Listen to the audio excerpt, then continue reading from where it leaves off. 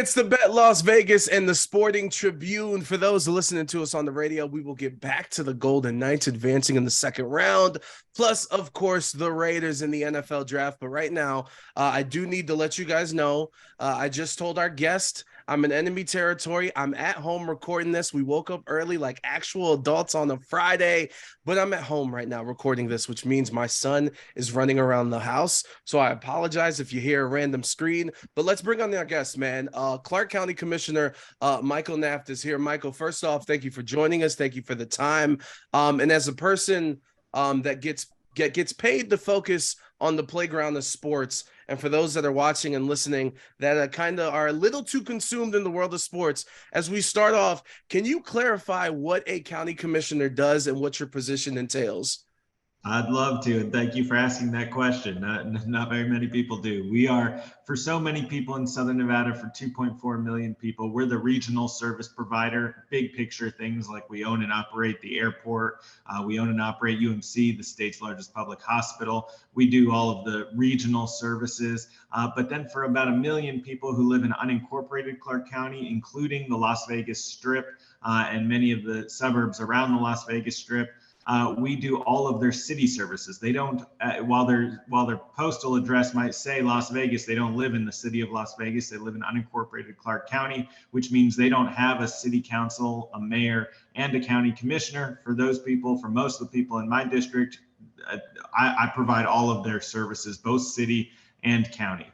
So we do a little bit of everything. We have 39 departments in Clark County, and it's everything from public works to fire to police to everything in between. And like you said, so this is a very wide-ranging position and things that you're handling. And of course, the reason why we have you on is to talk about the Athletics buying this land or this binding agreement. So just for clarification, when it comes to this situation and this stadium being built or them attempting to build it here near the Strip, what's your role in all of this for those that are a little ignorant to the situation?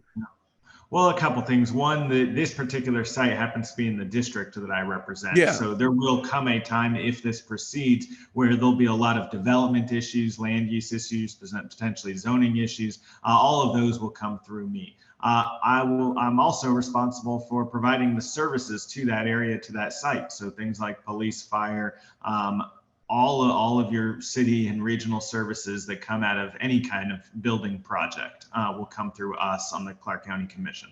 As it relates more specifically to the potential public funding that might come from this, we certainly have a stake in that conversation as well, because the request being asked is that money be used from a tourism improvement district, which means reallocating funds that would typically be generated in the area where the ballpark is and putting them back into investing in the ballpark. So there. Oh, no, I'm sorry. Go ahead. My apologies. So there's a couple pieces of this. There would have to be language from the state legislature, which is in session right now in Carson City. So there would have to be legislative action that would either enable the Clark County Commission to do something like this, or demand that the Clark County Commission do something like this. And as we fully get into this situation, I think a lot of I guess trepidation would be the word I'd use, is obviously some of the past and things that have happened, case in point, Allegiant Stadium. And I know you weren't county commissioner at that time. I believe that you were, let me make sure I get this right, the district director to Congresswoman Dina Titus. But I'm just curious, as someone who not only was involved in the things that you were involved with professionally, but just someone who lived here, how much do you think the situation with Allegiant Stadium and the $750 million from our wallets for the people that live in Clark County to help build that stadium is kind of, I guess, sorry for my words being all weird. I just straight up, I guess I'll ask you, what'd you learn from that situation? We learned a lot from it. And there's a couple things that I would say are really important in this conversation. And that is that there are significant differences between Allegiant Stadium and what we're talking about now. both physically, right? You're talking about what that did for us as a community was give us an opportunity to attract events that we would otherwise have no ability to get, right? So it's great that we have 8, hopefully 10 football games in Allegiant Stadium. The huge economic impact from Allegiant comes not from those football games, but from the 40 plus other capacity events that we have throughout the year, every single one of which we would not be able to attract to this community if not for that physical building. I think the case to be made for that with a ballpark is a much greater leap. You've got 81 home games right off the calendar, off the top, that you can't have any other events in that venue. You've got a much different configuration from a ballpark to a football stadium, and you have a lesser capacity that puts it, while it'll be a greater capacity than say a T-Mobile or MGM Grand or MSG Sphere, it won't be it won't necessarily be able to provide us with a venue for things that we otherwise had no ability to get. So those are, I think, some really big distinctions. The other most significant distinction is that the governor has called for no new revenue to be created for this ballpark. And while I agree with that and support that, it's very different than Senate Bill 1, which was passed for Allegiant Stadium, which took a tourist tax, a piece of the lodging tax, and invested it into the stadium. This is asking through a stadium improvement district, it would essentially take dollars away from services. So at the end of the day, somebody's got to pay for the fire response in the area, the police, the roads in that area, and that's where the money will be coming from. So that's of significant concern in this arrangement, and that's why, when it came out, the news first came out that there's a $500 million deal. I think the term deal was used very loosely. I think there's certainly a lot of excitement about expanding our sports economy. I've seen personally what it's done for this community. I never could have dreamed growing up here that we would have what we have right now. You look at last night's game and the excitement at Golden Knights at T-Mobile. It's unbelievable as a kid who grew up here. But you have to weigh that very seriously against the cost of doing business and the financial impact that would have to the county and what it means for taxpayers. And it's got to be a good deal. It's got to be one that benefits people who actually live here and not just billionaires from out of state. And Michael, you bring up the term deal. We're gonna get to your tweet here in a second, your legendary tweet. But I do want to ask, the news that came out last week was a late night news dump. There were reports that many Nevada politicians, figureheads, were just very surprised at the announcement, let alone the reaction from Oakland and the government over there.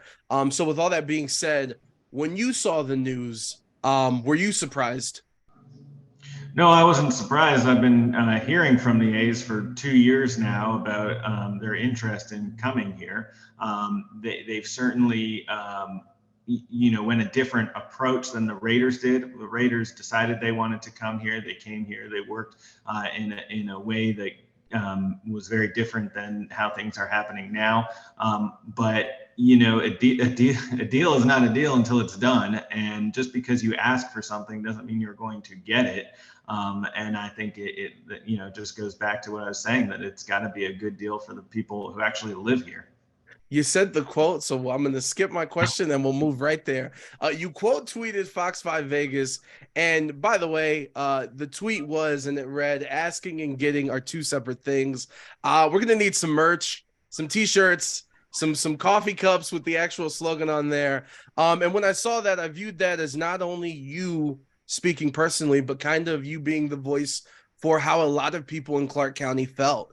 And just for clarification purposes, I'm the A's president. I'm Dave Cavall. We're sitting at breakfast at whatever restaurant, and I open my phone and I read that tweet and I look at you and I go, "What's this? What do you truly mean by this?" What would be your response? Well, I won't sugarcoat it. I told him, I've spoken to him before that, and I spoke to him after that, and very clearly, I thought what I meant was 500 million is an ask. It's not a deliverable. It's not something that anybody had agreed to. And I think that was a little bit of the misinformation that was going around in the media, that it kind of, I had people, friends and family calling me, hey, you guys made a deal to give $500 million to the A's. Well, no, that's what they're asking for. I don't know, in the world that I live in, just because you ask for something doesn't mean you're going to get it. Yeah, and I guess you thank you for saying that you spoke to him before, you spoke to him after this. The relationships and the conversations that you've had for him, obviously I'm not asking you to give me all this information and specifics, but would you say that they were very good conversations? Because when Dave Cavall spoke to The Athletic and spoke to some of these other properties, talking about the conversations that he's had with politicians and with figureheads here in Nevada and here in Clark County, he said that they were good conversations and positive momentum, this, that, and the third. Would you agree with that statement?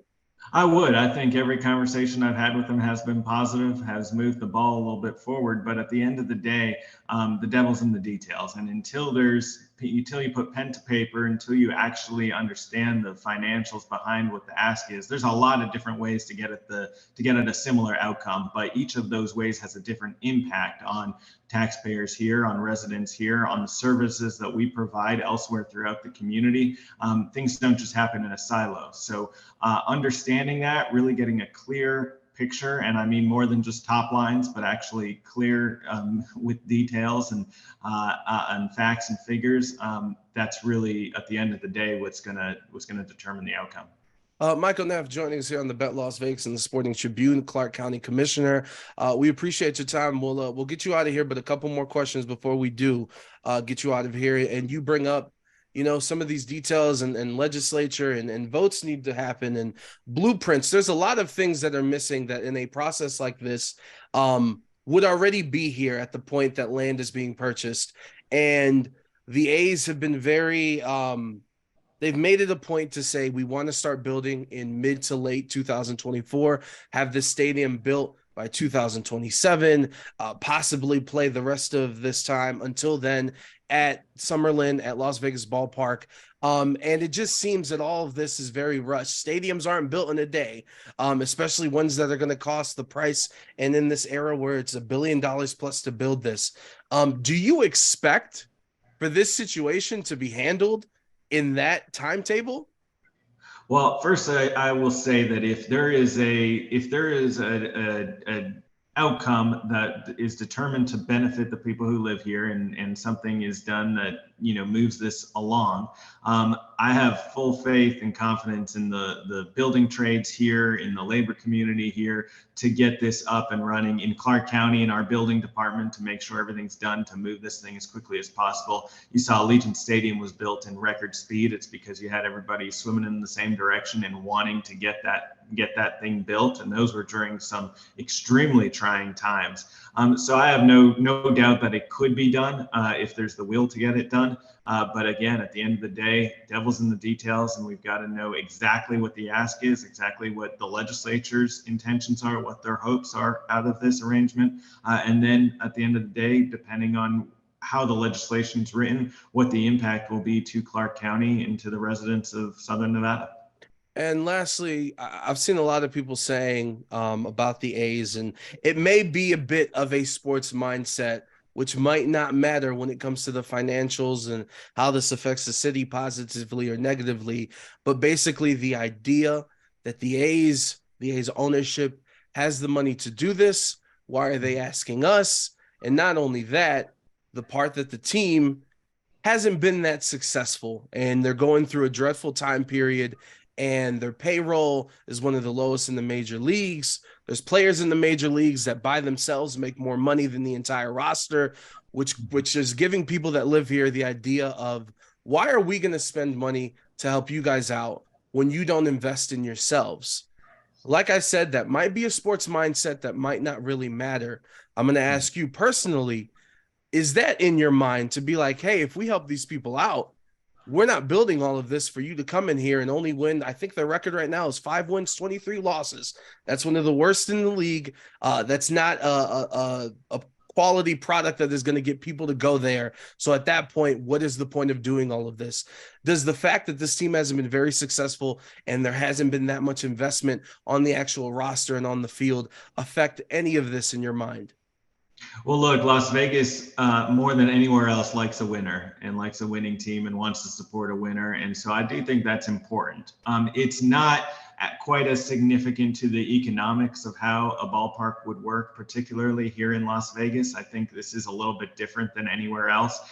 If it can help get heads in beds, if it can continue to generate revenue for the community, allow us to put people to work, both in hotels and building hotels, and keep our economy moving forward, then that's probably a good thing and should be weighed a little bit higher than the success of the team. But that being said, 81 games a year, 81 days off the calendar, right off the top, that's a lot in my mind. And you've got to be able to attract at least a base of locals to come, because I'm not sure if you build it, they will come. I think you've got to supply and invest in a team that's capable to get the job done.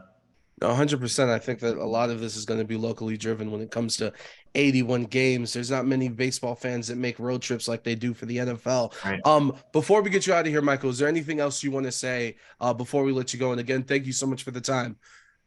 I would just remind everybody that it's not done until it's done. I think there could be a real benefit here, but gosh, you have to take awfully seriously when you're looking at using taxpayer money, making sure that there's an economic benefit to people who live here, and making sure it's just the right thing to do. That point you make about they could probably come up with the money if it were really about the money at the end of the day. So I think that's important. I want to see the continuation and the expansion of our sports economy here in Las Vegas, but I don't want to see it at any and all cost. There it is. Michael Naft joining us, Clark County Commissioner. We appreciate you. And by the way, we don't want no percentage. Make the shirts, make the coffee cups. Let's get this rolling, my man. You'll get the first one off the presses.